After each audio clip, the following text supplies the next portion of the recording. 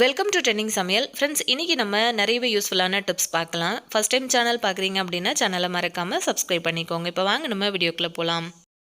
நம்ம இப்போ first tip என்ன அப்படின்னு பார்க்கலாம். இப்போ நான் சொல்லியிருக்கிற டிப்பு வந்து பார்த்திங்கன்னா ரொம்பவே சூப்பரான அட்டகாசமான ஒரு க்ளீனிங் டிப் அப்படின்னே சொல்லலாம். இதுக்கு வந்து பார்த்திங்கன்னா என்ன தேவைன்னா, இந்த மாதிரி ஒரு அகல் விளக்கு வந்து எடுத்துக்கோங்க. நான் சின்னதாக ஒரு அகல் விளக்கு வந்து எடுத்திருக்கேன். எங்கிட்ட உடஞ்சி போன அகல் விளக்கு இல்லை அப்படிங்கிறதுனால நான் இந்த மாதிரி சின்னதாக ஒரு அகல் விளக்கு நான் இதுக்காக உடச்சி யூஸ் பண்ணியிருக்கேன். உங்ககிட்ட வந்து அகல் விளக்கு உடஞ்சிருந்ததுன்னா நீங்கள் யூஸ் பண்ணிக்கலாம். அகல் விளக்கு இல்லைன்னா செங்கல் வந்து உங்களுக்கு கிடச்சிதுன்னா இதே மாதிரி நீங்கள் வந்து உடச்சி நல்லா தூள் பண்ணிவிட்டு அதை கூட வந்து யூஸ் பண்ணிக்கலாம். இப்போ இந்த அகல் விளக்கு வந்து பார்த்திங்கன்னா நல்ல நைஸான ஒரு பவுடராக இந்த மாதிரி ஒரு இடிகளில் நான் வந்து சேர்த்து நல்லா இடித்து எடுத்துக்க போகிறேன். இப்போ இடித்த பவுடரை இந்த மாதிரி வந்து ஒரு குட்டி பவுலில் நம்ம கொட்டி எடுத்துக்கலாம். இப்போது இந்த பொடி கூட நம்ம என்ன சேர்க்க போகிறோம் அப்படின்னு பார்த்தீங்கன்னா, ஒரே ஒரு எலுமிச்சம்பழம் சாறு வந்து நம்ம எடுத்து சேர்த்துக்க போகிறோம். இந்த மாதிரி நீங்கள் சேர்த்துட்டு அதை ஒரு பேஸ்ட் மாதிரி ரெடி பண்ணிவிட்டு நீங்கள் வந்து உங்கள் வீட்டில் இருக்கிற பித்தளை பொருட்கள் வந்து க்ளீன் பண்ணுறதுக்கு வந்து நீங்கள் யூஸ் பண்ணி பாருங்கள். ரொம்ப ரொம்ப சூப்பராக உங்களுக்கு வந்து க்ளீன் ஆகும். அதே சமயத்தில் செங்கல் பொடி சேர்த்திங்க அப்படின்னாலும் செம்ம சூப்பராக உங்களுக்கு வந்து க்ளீன் ஆகிடும். பார்த்தீங்கன்னா நான் கொஞ்சமாக வந்து எலுமிச்சம்பழம் சாறு வந்து இந்த மாதிரி பிழிஞ்சு சேர்த்துருக்கேன். அதோட விதைகள் எல்லாத்தையும் தனியாக எடுத்து போட்டுடலாம். இப்போது இந்த எலுமிச்சம்பழம் சாறில் வந்து பார்த்திங்க அப்படின்னா இந்த பேஸ்ட் வந்து நல்லா கரைஞ்சி நல்லா உங்களுக்கு வந்து நைஸான ஒரு பேஸ்ட்டாக கிடைக்கும். அவ்வளோதான், இது ரெடி ஆகிடுச்சு பாருங்கள். இப்போ இதை யூஸ் பண்ணி நம்ம வீட்டில் இருக்கிற பித்தளை பொருட்கள் எல்லாமே வந்து நீங்கள் க்ளீன் பண்ணலாம். ஸோ ரொம்ப சூப்பராக உங்களுக்கு வந்து பளிச்சுனே க்ளீன் ஆகும். இப்போ பார்த்தீங்கன்னா என்னோட இந்த கதவுல பார்த்தீங்கன்னா இந்த பிடி வந்து பித்தளையில் வந்து போட்டிருக்காங்க. ஸோ இதில் வந்து எந்த அளவுக்கு அழுக்கு கரைகள் வந்து பிடிச்சிட்டு அந்த கலரே வந்து தெரியாத அளவுக்கு கருப்பாக இருக்குது பாருங்கள். இப்போ நிறைய வீடுகளில் பார்த்திங்க அப்படின்னா ரொம்ப பழங்காலத்து வீடுலலாம் பார்த்திங்கன்னா இந்த மாதிரி கைப்பிடி வந்து போட்டிருப்பாங்க. கிட்டத்தட்ட வந்து 40 வருஷம் 50 வருஷத்து பழைய கைப்பிடி கூட இருக்கும். அதெல்லாம் நம்ம வந்து கஷ்டப்பட்டு வந்து கை வலிக்க வலிக்க தேய்க்கணும் அப்படின்னு அவசியம் கிடையாது. நீங்கள் இந்த மாதிரி அந்த பேஸ்ட்டை வந்து ரெடி பண்ணிவிட்டு இப்படி அப்ளை பண்ணி தேய்ச்சி பாருங்களேன். ரொம்ப ரொம்ப சூப்பராக உங்களுக்கு க்ளீன் ஆகிடும். லைட்டாக நான் வந்து வச்சு இந்த மாதிரி தான் ப்ரெஸ் பண்ணியிருக்கேன். ஸோ இந்த மாதிரி தேய்ச்சி கொடுக்கும்போதே பாருங்கள், நான் கையில் வந்து வெறும் அந்த பேஸ்ட் மட்டும்தான் எடுத்தேன். நார்லாம் எதுவுமே நான் வந்து யூஸ் பண்ணவே கிடையாது. ஸோ வெறும் பேஸ்ட் மட்டும் போட்டு தேய்ச்சதுக்கே வேணும்னு பார்த்தீங்கன்னா எனக்கு இந்த அளவுக்கு பளிச்சுன்னு வந்து க்ளீன் ஆகிருக்கு. இந்த கைப்பிடி இடுக்கில் எல்லாம் பார்த்திங்க அப்படின்னா லைட்டாக ஒரு கோட்டிங் மாதிரி ஒரு கரை இருக்கும். அதெல்லாம் நம்ம வந்து ஒரு ஸ்க்ரப்பரோ ஒரு ப்ரஷ்ஷோ வந்து யூஸ் பண்ணி நம்ம க்ளீன் பண்ணோம் அப்படின்னா ரொம்ப சுலபமாக நமக்கு வந்து போயிடும். கஷ்டமே இல்லாமல் பளிச்சுன்னு உங்களுக்கு வந்து மின்னுற அளவுக்கு நீங்கள் வந்து செலவே பண்ணாமல் வீட்டில் இருக்கிற இந்த 2 பொருள் மட்டும் யூஸ் பண்ணி அழகாக உங்கள் வீட்டில் இருக்கிற பித்தளை பொருட்கள் எல்லாத்தையுமே வந்து க்ளீன் பண்ணி எடுக்கலாம். உங்களுக்கு பார்த்தா தெரியும், முன்னாடி நான் காமிக்கும் போது எந்த அளவுக்கு இருந்துச்சு, இப்போ நான் காமிக்கும் போது எந்த அளவுக்கு பளிச்சுன்னு இருக்குது அப்படின்னு சொல்லிட்டு. ஸோ இந்த டிப் உங்களுக்கு ரொம்ப ரொம்ப யூஸ்ஃபுல்லாக இருக்கும் அப்படின்னு நினைக்கிறேன். நீங்களும் வந்து இப்போ உடனே ட்ரை பண்ணி பார்க்குறதா இருந்தாலும் ட்ரை பண்ணுங்கள். எப்படி இருந்ததுன்னு கமெண்ட்டில் சொல்லுங்கள். உங்கள் ஃப்ரெண்ட்ஸ் கூட ஷேர் பண்ணிக்கோங்க. இந்த டிப் பிடிச்சிருந்ததுன்னா வீடியோக்கு ஒரு லைக் கொடுத்துருங்க. நம்ம இப்போ டிப் நம்பர் 2 என்ன அப்படின்னு சொல்லிட்டு பார்க்கலாம். அந்த மாதிரி மண் சட்டியில் வந்து சமைக்கணும் அப்படின்னா நிறைய பேருக்கு பிடிக்கும். ஆனால் அந்த மண் பாத்திரத்தை வந்து வாங்கி அதை வந்து நம்ம சீசனிங் பண்ணி சமையலுக்கு எப்படி பழக்கிறது அப்படிங்கிறது தெரியாமல் நிறைய ஃப்ரெண்ட்ஸ் வந்து அதை வந்து வாங்க மாட்டாங்க. ஸோ என்னோடய வீடியோ பார்க்குற நிறைய பேருக்கு வந்து தெரிஞ்சிருக்கும். நான் வந்து நிறைய மண் சட்டி வந்து யூஸ் பண்ணி சமைப்பேன். அதே மாதிரி தயிர் வந்து தோய வைக்கிறது, அதுக்கப்புறம் வந்து மீன் குழம்பு, புளிக்குழம்பு, வத்த குழம்பு, அந்த மாதிரி நிறைய வெரைட்டிஸ் வந்து நம்ம மண் சட்டி வந்து யூஸ் பண்ணி செய்யும்போது ரொம்பவே டேஸ்ட்டாக இருக்கும். அதுலேயும் பார்த்திங்கன்னா எங்கள் வீட்டு பக்கத்துலேயே வந்து ஒரு கடை வந்து போட்டிருந்தாங்க மண் சட்டி பாத்திரம். ஸோ ஆல்ரெடி நான் வந்து யூஸ் பண்ணிக்கிட்டு இருக்க மண் கடாயெல்லாம் பார்த்திங்கன்னா நிறைய வந்து குட்டி குட்டியாக வெடிப்பு மாதிரி வந்துருச்சு. ஸோ நான் வந்து ரொம்ப வருஷமாக அதை வந்து யூஸ் பண்ணிக்கிட்டு இருக்கேன். ஸோ எப்போ வந்து வெடிக்கும், அதாவது எப்போ நம்ம சமைச்சிட்டு இருக்கும்போது உடையும் அப்படிங்கிறதே சொல்ல முடியாத அளவுக்கு வெடிச்சிருச்சு. ஸோ அதனால தான் புதுசாக வந்து வாங்கிடலாம் அப்படின்னு சொல்லிட்டு போய் வாங்கிட்டு வந்தேன். இந்த கடாய் பார்த்திங்க அப்படின்னா 300 ரூபா அப்படின்னு சொல்லிட்டு கொடுத்தாங்க. இன்னொரு கடாய் இருக்குல்ல, அது வந்து 150 ரூபா அப்படின்னு சொல்லிட்டு வாங்கினேன். இப்போ இந்த 2 கடாயும் நான் வாங்கிட்டு வந்த உடனே இந்த மாதிரி ஒரு பெரிய பாத்திரத்தில் தண்ணி வச்சு இந்த மாதிரி வந்து ஊற வச்சுட்டேன். இந்த மாதிரி நம்ம வாங்கிட்டு வந்த உடனே தண்ணிக்குள்ளே போட்டு ஊற வச்சுட்டோம் அப்படின்னா அது நல்லா ஒரு நாள் ஃபுல்லாகவே வந்து தண்ணியில் ஊற விடுங்க.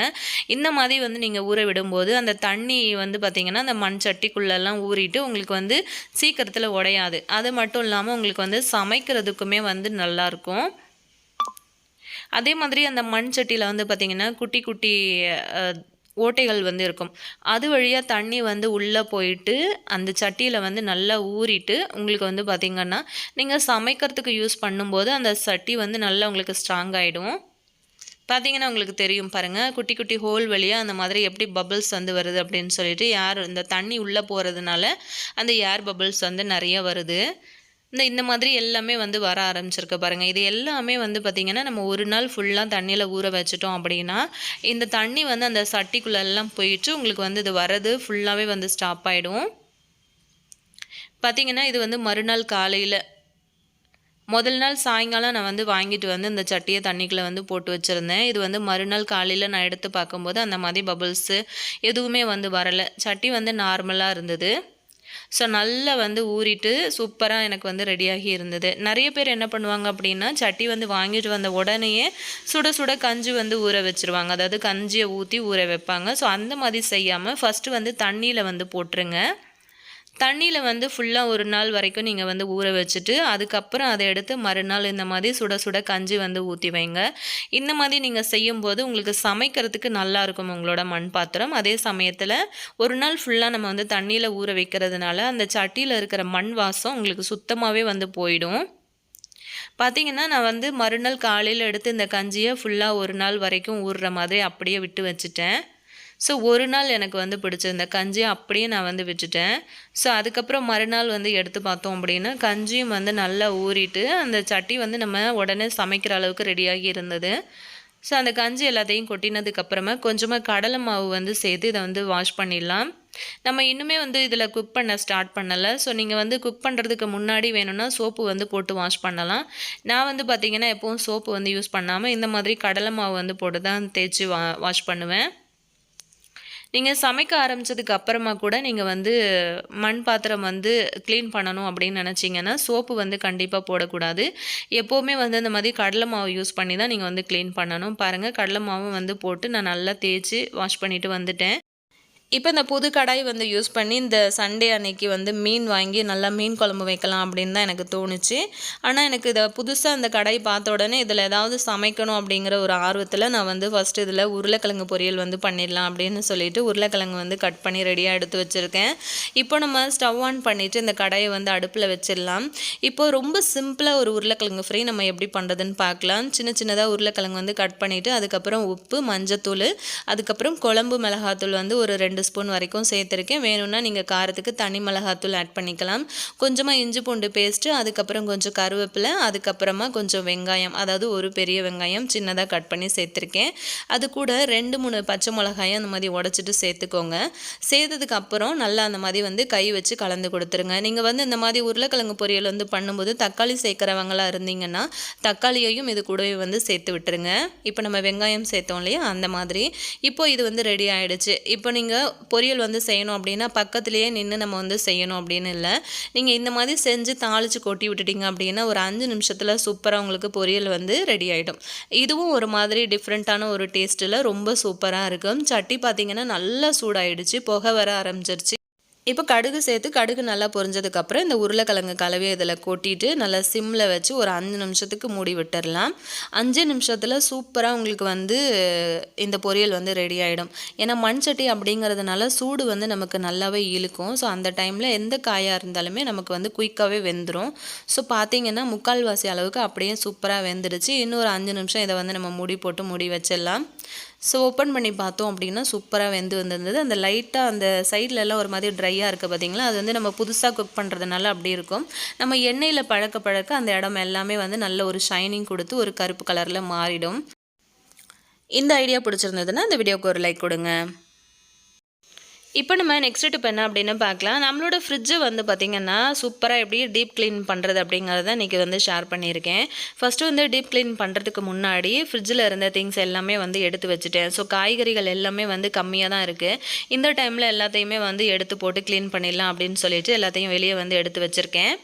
ஸோ பார்த்திங்கன்னா இந்த ரேக்கெல்லாம் எதுவுமே நான் வந்து இன்னுமே எடுக்கலை வெளியில். ஸோ அது எல்லாமே வந்து ஃபுல்லாக ரிமூவ் பண்ணணும்.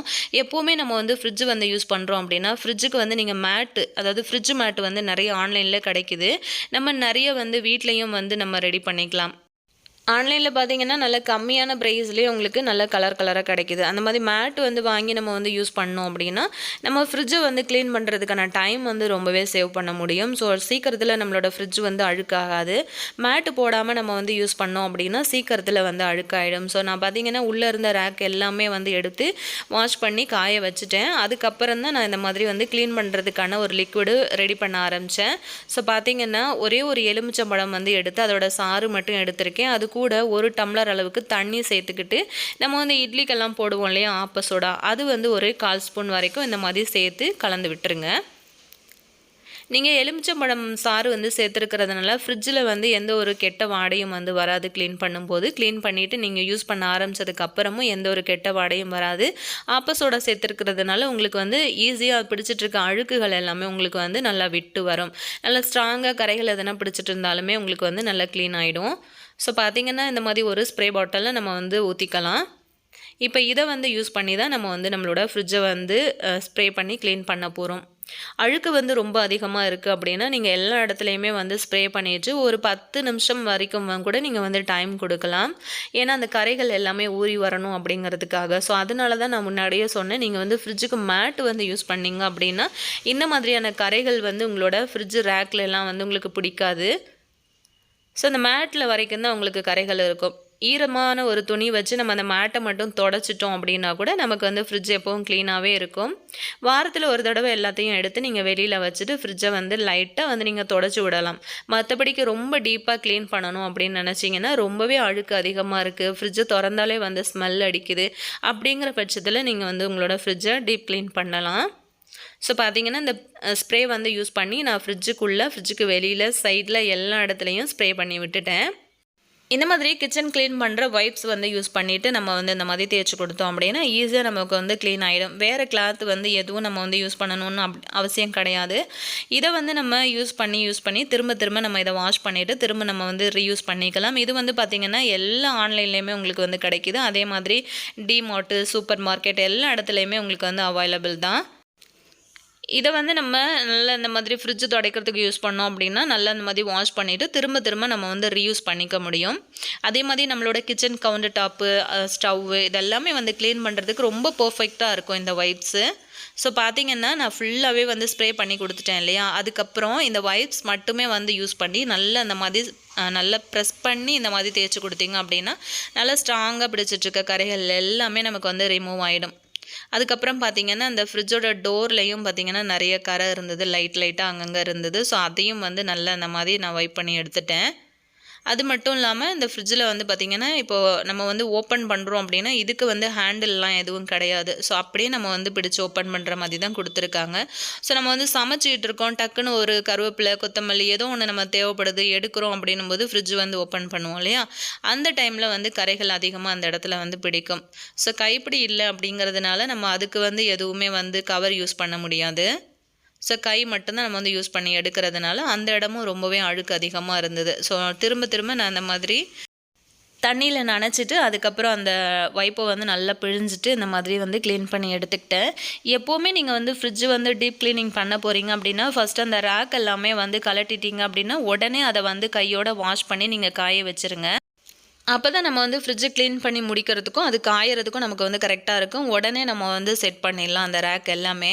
ஸோ ஃபுல்லாகவே நான் இந்த மாதிரி வந்து தேய்ச்சி தொடச்சி விட்டுட்டேன். ஸோ பார்த்திங்கன்னா ஃப்ரிட்ஜு வந்து கரையே எல்லாமே நல்லா பளபளன்னு க்ளீன் ஆகிடுச்சு. ஸோ நம்ம வந்து சேர்த்துருக்கிறது எலுமிச்சம்பழம் சாறு ப்ளஸ் ஆப்ப சோடா அப்படிங்கிறதுனால வேறு எந்த ஒரு லிக்விடும் நீங்கள் வந்து யூஸ் பண்ணணும் அப்படின்லாம் அவசியம் கிடையாது. சோப்பு, அதுக்கப்புறம் வந்து பாத்திரம் கழுவுறதுக்கு யூஸ் பண்ணுற லிக்விட்லாம் சேர்த்தோம் அப்படின்னா ஃப்ரிட்ஜுக்குள்ளே ஒரு மாதிரி சோப்பு வாசனை வந்து வர ஆரம்பிச்சிடும். ஸோ அந்த மாதிரி வந்து பண்ணாதீங்க. எலுமிச்சம்பழம் சாறு எப்போவுமே வந்து சேர்த்துக்கோங்க க்ளீன் பண்ணும்போது. உங்களுக்கு வந்து எந்த ஒரு கெட்ட வாடையும் வந்து ஃப்ரிட்ஜுக்குள்ளே வந்து வராது. அழுக்கு வந்து ரொம்ப அதிகமாக இருக்குது அப்படின்னா ஒரு 10லேருந்து 15 நிமிஷம் வரைக்கும் நீங்கள் வந்து ஊற விடலாம். அந்த ஸ்ப்ரே வந்து பண்ணிவிட்டு நீங்கள் ஊற விட்டுட்டிங்க அப்படின்னா அந்த கரைகள் எல்லாம் நல்லா ஊறி இருக்கும். அதுக்கப்புறம் நீங்கள் அந்த மாதிரி ஒரு கிளாத் யூஸ் பண்ணி துடைக்கிறதுக்கு ரொம்பவே உங்களுக்கு வந்து வசதியாக இருக்கும். ஸோ உள்பக்கம் எல்லாமே நான் வந்து துடைச்சி எடுத்துட்டேன். அதுக்கப்புறம் வெளியில் இந்த பக்கம் எல்லாமே வந்து துடைச்சிடலாம். பார்த்தீங்கன்னா உங்களுக்கு தெரியும் எல்லாமே நான் முன்னாடியே வந்து வாஷ் பண்ணிவிட்டு அந்த மாதிரி காய வச்சுருக்கேன். ஸோ நல்லா வந்து காஞ்சிடுச்சு. இப்போ நம்ம இது எல்லாத்தையுமே வந்து ஃப்ரிட்ஜில் செட் பண்ணிடலாம். செட் பண்ணிவிட்டு காட்டுறேன்.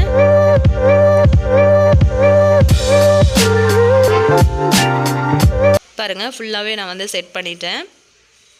இந்த மாதிரி நம்ம வந்து வாஷ் பண்ணி எல்லாமே செட் பண்ணினதுக்கப்புறம் ஃப்ரிட்ஜை வந்து லைட்டாக ஒரு ட்ரையான கிளாத் வந்து யூஸ் பண்ணி ஃபுல்லாக தொடச்சி எடுத்துருங்க. அதுக்கப்புறம் நம்ம வந்து இதில் என்னெல்லாம் நம்ம வந்து ஸ்டோர் பண்ணுவோமோ அதை வந்து ஸ்டோர் பண்ணிக்கலாம். அது மட்டும் இல்லாமல் ஃப்ரிட்ஜுக்கு வந்து மேட் எப்போவுமே வந்து போட்டு வைங்க. நிறைய பேர் வந்து மேட் வந்து யூஸ் பண்ணுறீங்க. ஸோ புதுசாக பிகினர்ஸ் வந்து நிறைய பேருக்கு தெரியாமல் இருக்கலாம். ஸோ வேணும் அப்படின்னா சொல்லுங்கள், நான் வந்து லிங்க் கொடுக்குறேன் டிஸ்கிரிப்ஷன் பாக்ஸில், செக் பண்ணி பாருங்கள். ஆல்ரெடி நான் வச்சுருந்த ஃப்ரிட்ஜோட மேட்டு வந்து நான் யூஸ் பண்ணிக்கிட்டு இருந்தேன். ஸோ அதை எங்கேயோ நான் எடுத்து வச்சுட்டேன். ஸோ அதை வந்து தேடி எடுத்து நான் இந்த ஃப்ரிட்ஜுக்கு வந்து போடணும். ஸோ பார்த்தீங்கன்னா அவ்வளோதான், ரொம்ப சிம்பிளாக நான் அந்த மாதிரி வந்து பாக்ஸில் போட்டு இந்த மாதிரி அடுக்கி வச்சுருக்கேன். ஸோ இன்றைக்கான வீடியோ உங்களுக்கு ரொம்பவே பிடிச்சிருக்கும் அப்படின்னு நினைக்கிறேன். பிடிச்சிருந்தது அப்படின்னா மறக்காமல் இந்த வீடியோக்கு ஒரு லைக் கொடுத்துருங்க. உங்கள் ஃப்ரெண்ட்ஸ் அண்ட் ஃபேமிலி மெம்பர்ஸோடையும் வந்து ஷேர் பண்ணிக்கோங்க. இந்த வீடியோவில் சொன்ன ஏதாவது ஒரு ஐடியாஸ் வந்து நீங்கள் ட்ரை பண்ணீங்க அப்படின்னா கண்டிப்பாக மறக்காமல் கீழே இருக்கிற கமெண்ட் செக்ஷன்லையும் சொல்லுங்கள். ஆல்ரெடி நம்ம சேனலில் நிறைய டிப்ஸ் வீடியோஸ் வந்து போஸ்ட் பண்ணியிருக்கோம். ப்ளேலிஸ்ட்டில் அதுக்கான லிங்க் வந்து கொடுத்துருக்கேன். வேணும் அப்படின்னா ஃப்ரீ டைமில் வந்து செக் பண்ணி பாருங்கள். இதே மாதிரியான இன்ட்ரெஸ்டிங்கான வீட்டுக்கு தேவையான நிறைய வீட்டு குறிப்புகள் சம்மந்தப்பட்ட டிப்ஸ் வந்து நீங்கள் பார்க்கணும் அப்படின்னு நினச்சிங்கன்னா நம்ம ட்ரெண்டிங் சமையல் யூடியூப் சேனலை மறக்காமல் சப்ஸ்கிரைப் பண்ணிவிட்டு உங்கள் ஃப்ரெண்ட்ஸ் கூடயும் வந்து ஷேர் பண்ணிக்கோங்க. நெக்ஸ்ட் ஒரு யூஸ்ஃபுல்லான இன்ட்ரெஸ்டிங்கான நல்ல பதிவில் நான் உங்களை திரும்ப மீட் பண்ணுறேன் ஃப்ரெண்ட்ஸ். தேங்க்யூ.